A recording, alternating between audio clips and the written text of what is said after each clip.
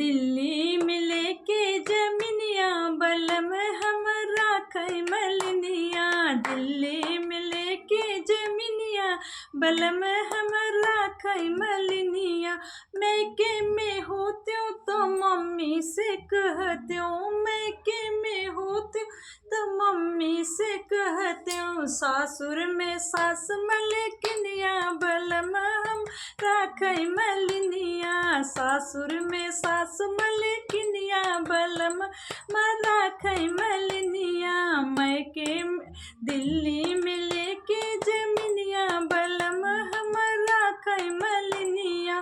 मैके में होती हूँ तो भाभी से कहती हूँ, मैके में होती हूँ तो भाभी से कहती हूँ। सासुर में जेठान मलकिनिया बलम हम राखै मलनिया। सासुर में जेठान मलकिनिया बलम हम राखै मलनिया।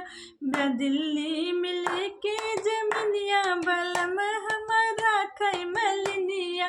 मैके में होते हो तो दीदी से कहते हो, मैके में होते हो तो दीदी से कहते हो। ससुरे में ननद मलकिनिया बलम हम राखै मलनिया। ससुरे में ननद मलकिनिया बलम हम राखै मलनिया। दिल्ली में लेके जमीनिया बलम हम राखै मलनिया।